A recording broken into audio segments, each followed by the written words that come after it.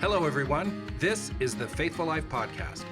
I'm Matt Jacobson of FaithfulMan.com. And I'm Lisa Jacobson of Club31Women.com. We're so glad you're here with us. At Faithful Life, we explore what it means to be a biblical Christian in today's world, in our marriage, parenting, church, and culture. It's real, raw, and relevant. So let's get started.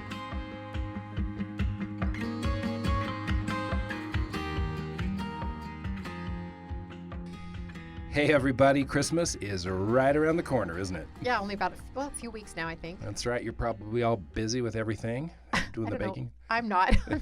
I've been just working on my puzzle. I just finished that Christmas prep? Yeah, that's my idea of Christmas prep. Actually, the boys and I love doing puzzles, so we get out all this whole season. We'll be working on a puzzle and constantly in front of the fireplace. It's really nice. Awesome, for sure. And we're definitely looking forward to Britain and Vienna getting home, and Cambria doesn't live with us. She lives across town, but she'll be by a time or two over the holidays. Yeah, she'll probably stay with us. And then our Savory, sadly, is down in Phoenix, so she's not going to make it up. Yeah, she's got a new job, so she can't make it this year, But she's coming in January, I think. Hopefully. So that'll be good. But anyway, so listen, we thought that it would be good to think about a gift that you're going to give. Well, I can't really say someone, can I? We're thinking about a gift that you can give your marriage this Christmas. Mm-hmm. And we hope that just over the course of the podcast and the time you've spent listening to the various episodes, we hope that your marriage has taken some giant leaps forward. We hope that you've grown in maturity as a biblical Christian, not just in your marriage, but actually in your relationship with the Lord, your relationship with other people, in what's going on in your local church assembly. We're hoping that Faithful Life Podcast has found you growing in faithfulness in all the various aspects and facets of life.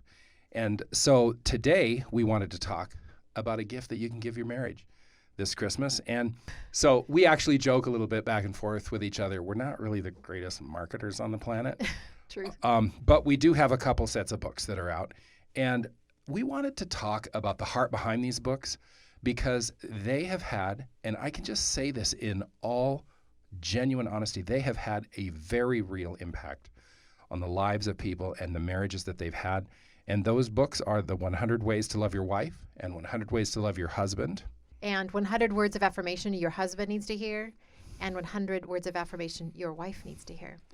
And the thing is, we literally had someone write us not that long ago and say, these books saved my marriage.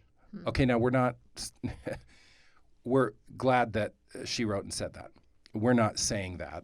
These are the be-all and end-all. But the thing about marriage is it's not about the stars in the sky. It's not about over the moon and back. Mm-hmm. Sometimes it's just about to the kitchen and back. What is happening on the ground day to day, day in, day out in your marriage, the way that you're interacting, the way that you're walking out this business of loving each other. And are you investing? And what's happening in your marriage? And where is your marriage growing today? That's really what we want to focus on. And that's why we say this is a gift you can give your marriage. Because the 100 Ways to Love books will make a definite impact on those. Now, many of you have these books already. And we've heard from so many of you. And that's great. But if you haven't got these yet, we want to strongly encourage you to get a copy of these books. And if you have someone in your family or friends that are struggling in their marriage, or you can tell just could use some extra help, they make wonderful gifts. They really do. It's a non-threatening, positive way to encourage someone in their marriage. And so they make a beautiful gift to someone you love who might also need it in their own relationship. They absolutely do. Now, the audiobooks are not out yet, and we have plans at some point to get those out. But we thought we'd read a little bit from these books just to give you a flavor for those of you who don't know, or maybe a reminder for those of you who do. And just remember, there's somebody in your life that can benefit and be blessed by these books. Here's an example from 100 Ways to Love Your Wife. So this one is from me. And the title of it is, Helping with the Vacuuming Isn't a Substitute for Romance for most women. All right? So why did we put this in the book? A lot of times when guys help around the house, we think, wow, we've really done something special, And it's really just about the day in, day out work that it takes to keep a house together, right? You're just kind of contributing that way. But let me just read a little bit. So you're willing to help with the chores. That makes you one of the good ones. But never let yourself believe working around the house is a substitute for romance. It might be a welcomed gesture, but helping with housework and picking up the living room aren't necessarily stand-ins for taking her away from it all. Marrying Lisa, I knew I'd hit it big. Oh, I like that part. How about it, babe? We were on our way to epic marriage status about 4 months into it, or so I thought. And all that was necessary was super husband, and he was there, so we're good to go. Just reading what the book says. Okay, so why was Lisa in the kitchen with that look on her face? You know, that look, the one that says, I'm not happy, and you are the reason. So it was time to put my foot down, which always makes conversations between husbands and wives more interesting. Please forgive us, ladies. Sometimes we just can't resist, even if the result is more like stepping on something in the barnyard than actually clearing up the problem. But was that going to stop me? No. Okay, so what's bugging you? I asked in, well, maybe not the most loving, gentle way, which is kind of natural when you know you're the answer to the question. She didn't answer. Well, at least with her mouth. The flames, the ones coming out of her eyes, and her hands did the talking as she vigorously dried the dinner plate and set it down with that decisive air you use, just short of shattering it into 1,000 pieces. Instead of breaking the plate, she shattered the silence. You're taking me for granted. Taking you for granted? Are you kidding me? I'm practically Superman around here. I don't know one other guy that does the stuff that I do all the time. I help with the dishes, I help fold the clothes, I fix the washing machine myself, I vacuum, See, facts are so helpful in moments like these. And talk about ungrateful. Well, it's a good thing towels don't break. She threw it on the counter and turned to face me. I don't care if you do any of those things. I just want you to take me out for coffee more than once in a blue moon. But most of all, I just want you to want to be with me. But I am with you all the time. That plate that just survived a near-death experience, I was standing next to you washing it 2 minutes ago, remember? That doesn't count. Doesn't count? Are you telling me that all my work around here to prove I care and love you counts for nothing? I didn't say nothing, but, well, helping with the housework is next to nothing compared to how I feel when you want to spend time with me, away from all the stuff that has to be done. Wow. Who knew love was so easy? Just communicate that you want to be with her, that you want her, that you want to be close. Time away with her from the demands of the day communicates love to her. It's not rocket science, guys. Sometimes we're so busy communicating to our wives in ways that say love to us, we miss that she might be different. What says love to you may not say love to her. And the best part is that it's easy to find out what says love to her. Maybe for you, it's talking over a cup of coffee in some funky little shop she loves. Or just go ahead and ask, hey, gorgeous, if you had to name 3 things that make you feel loved by me, what would they be? That's great. I actually remember that very well, that very day and that conversation. Although I don't remember the flames coming out of my eyes. Oh, yeah, well, you weren't the one that got scorched. Yeah, I guess not. But we've used that story a lot, and it's just been something that I think a lot of people can identify with, just missing it and thinking you're helping, thinking you're loving, thinking you're doing the things that speak love into the heart of your spouse. And the fact is, no matter what your love language is, every spouse wants, every wife wants to feel desired, that you want her as a person, that you want to be close to her as a person, that you want to spend time with her as a person.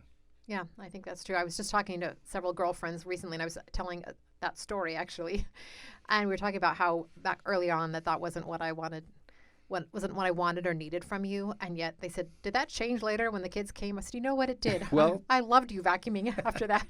But that depending on your season of life or just where you're at mentally, emotionally, physically even, that those things can change. So it's an ongoing conversation. It's not like a one-time, this says it all. It just seems to always get back to the physical with Lisa. Yeah. Okay. All right. I will read from 100 Ways to Love Your Husband. High Tides Grill. That was the name of the restaurant. I can even remember what I ordered that night. Scallops Provençal, cooked in butter, garlic, lemon, white wine. But I'd better stop there. Fresh seafood is considered something of a specialty here in the Pacific Northwest, and High Tide's Grill is known for some of the best. So my husband and I were very willing to meet our longtime friends there for dinner. We all enjoyed a lovely evening together, good food, good fun. Both friends have a terrific sense of humor, and my sides ached by the end of our time with them. Still laughing as we climbed into the car to go home, I noticed my husband, Matt, was unusually quiet. So I asked him, "Tired, honey?" "No, that wasn't it."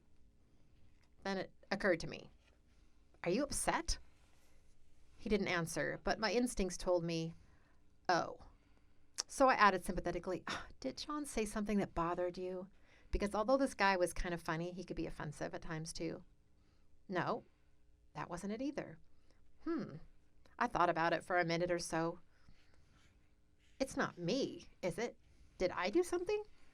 My mind raced through the entire evening, trying to think of what I could have said or done to have offended him. I drew a total blank. But after I asked a few questions, we began discussing it. In all our joking around that night, we got to teasing my husband about one of his quirky characteristics. It was all in fun and friendship, mind you. Or so I thought. But my husband, the man I love, didn't appreciate this kind of humor, not one bit. In particular, he didn't appreciate my participation in it.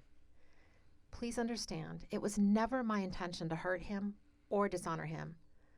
But that was what I had done, both of those, and I felt simply terrible for having done so. It was wrong and the opposite of what I truly thought about him, something of a low-tide moment in our marriage. I asked his forgiveness, of course, and he gave it, but I decided then and there that I never wanted to do anything like that again. My husband needs to know that he can count on me to always speak well of him in front of others, that he didn't have to be concerned about what I'd say next to other people, that I'd never again look for that little laugh at his expense, that he could trust me. Because I have my husband's heart. It's in my hands, and not to be treated lightly or carelessly, like I did that night. No, he needs to know his heart is safe with me. Sometimes, as wives, we can forget that his heart is in our hands for safekeeping. We have this incredible privilege to look after him, in public as well as in private. And that's something to take quite seriously. His heart is safely tucked in mine. So I don't have any memory of that. Literally, I don't, of the dinner, of any of it. Oh, goodness, I remember it very clearly.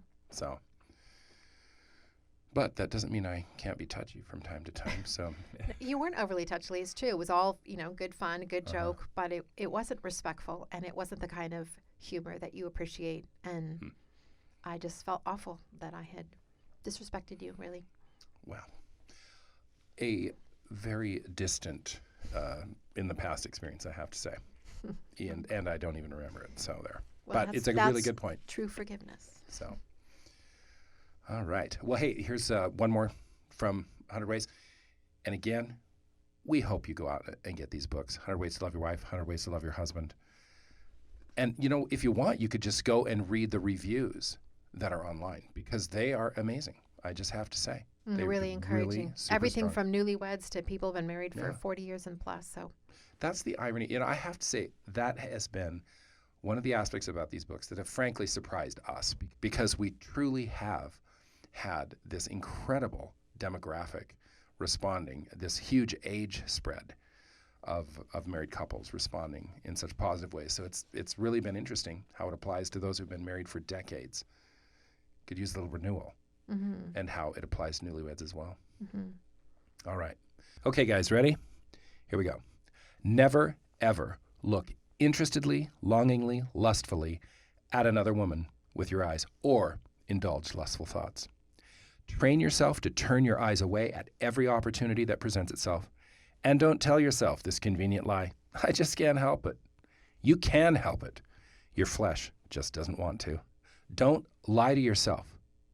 If you're scouting, you're hurting your marriage by dishonoring your wife. Stay in command of your flesh and honor the woman God gave you, and honor the God who gave her to you. Be faithful in this area. Every act is preceded by a thought. This is why foolish men become unfaithful. They told themselves no harm was being done. After all, they were only thinking about it. It wasn't like they were going to actually do something.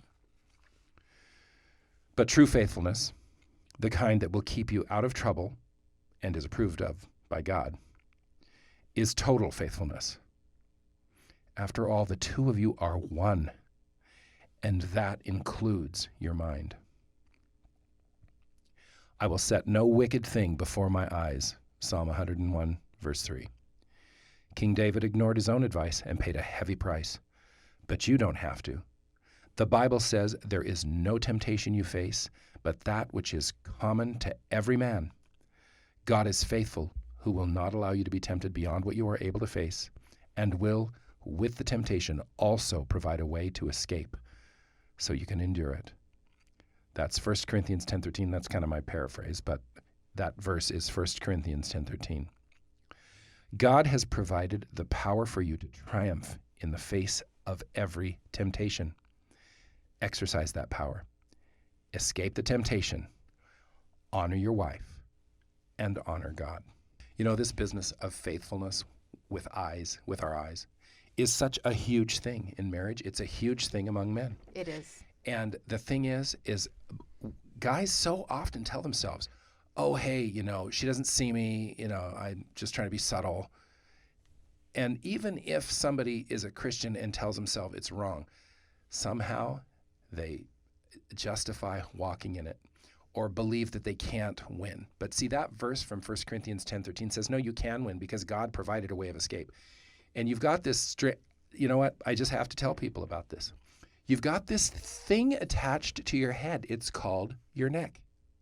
And you can use it to turn your head away. Isn't that interesting? Yes.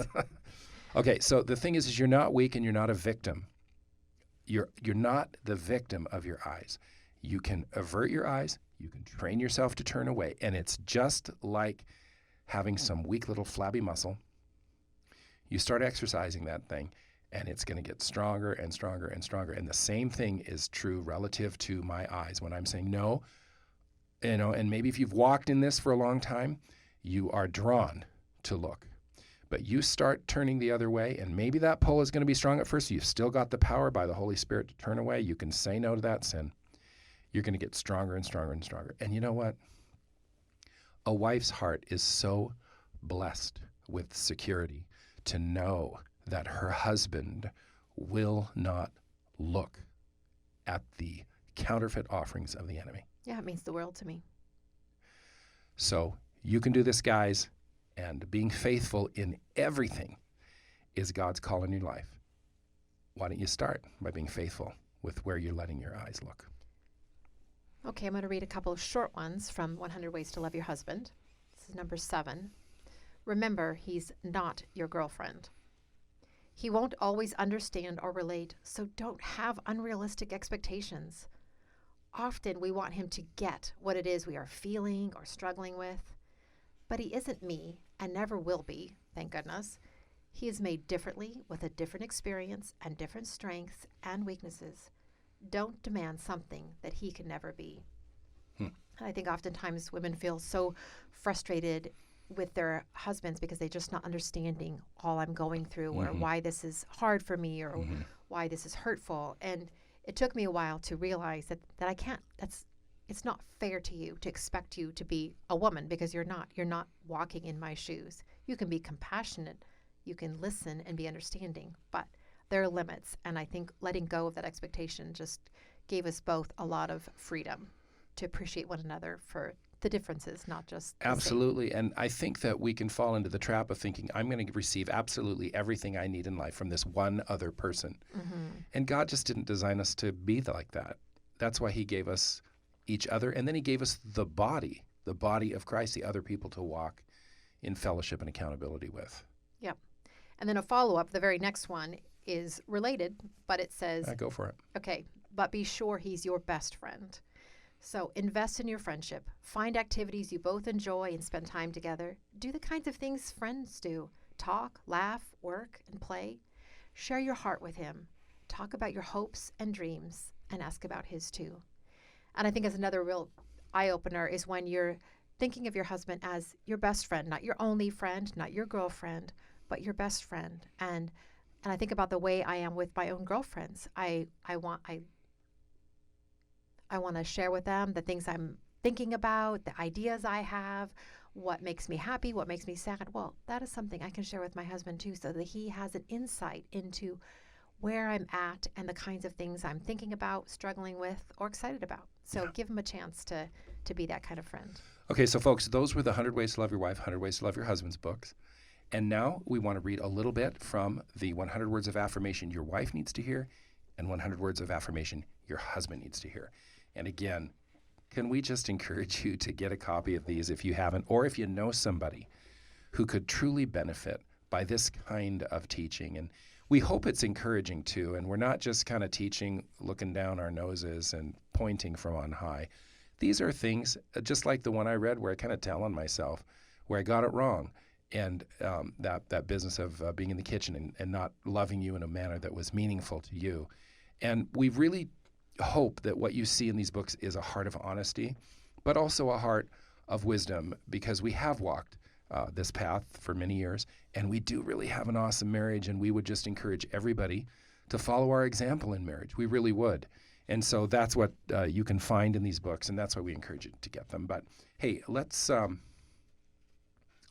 read a little bit from 100 Words of Affirmation your wife needs to hear. Okay, so these are words of affirmation. These are things to think about and subjects to bring up with your wife, with your husband. And what they are is 100 readings that encourage you to speak words that are positive and uplifting and affirming. You want a positive culture of affirmation in your home, and these books help you to cultivate that and to think that way. So the first one I'm going to read starts like this. It's just something to say to your wife. I like going out with you. So guys, I want to stop. I want to ask you, when was the last time you just told your wife, I like going out with you? That's what this is about. See, the main things are the plain things, and the plain things are the main things in marriage, right?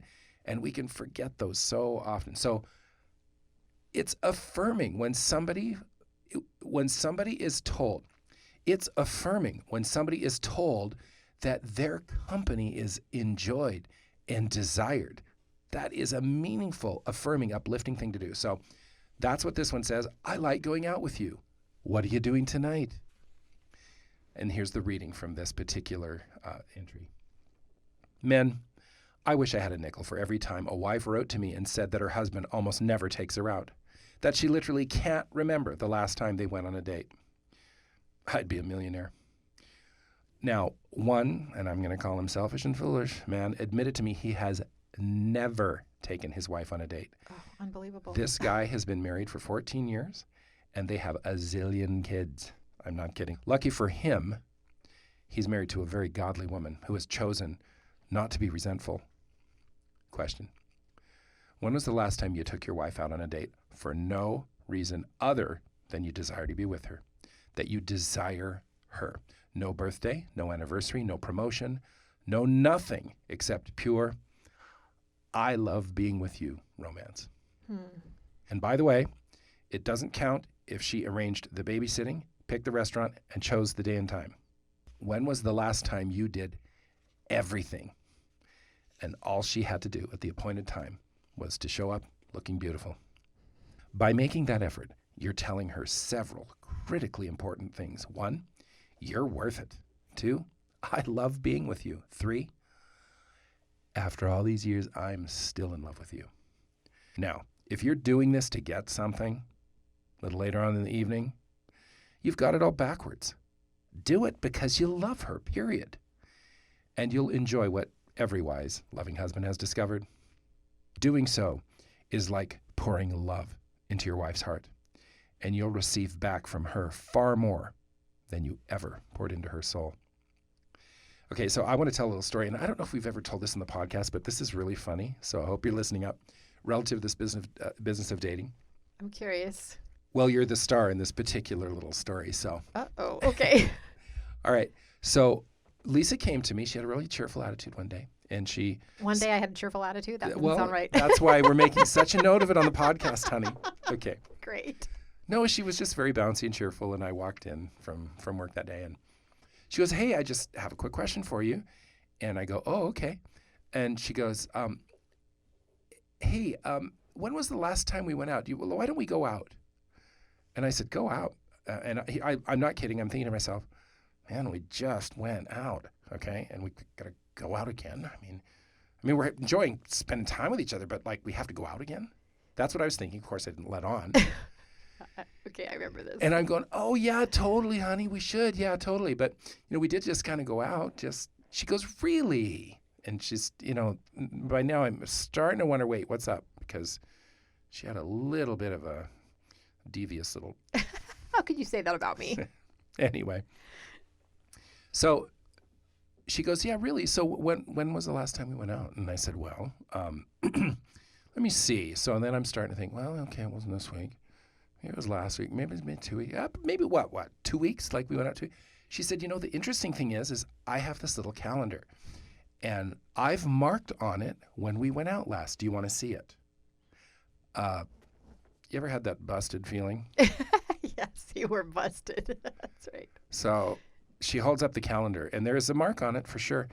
But I think it was like over a month. And I have to tell you, I couldn't believe it. I was totally shocked that we had not been out on a date for over a month. It totally surprised me.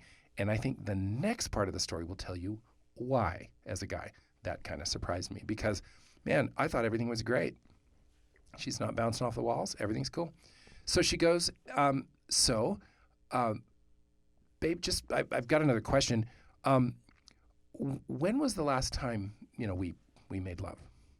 I can't believe you're going to tell this on air. And I said, oh, and I'm thinking like forever. No, not really. I wasn't thinking that. But better not be. But I said, well, and she goes, well, it was last night, right? Okay, yeah. Yeah, and she said, and, how often do you think that, we've made love over the course of, I don't know, say the last month? Well, a few times. She goes, yeah, well, the interesting thing is I keep a calendar. I do like my calendar.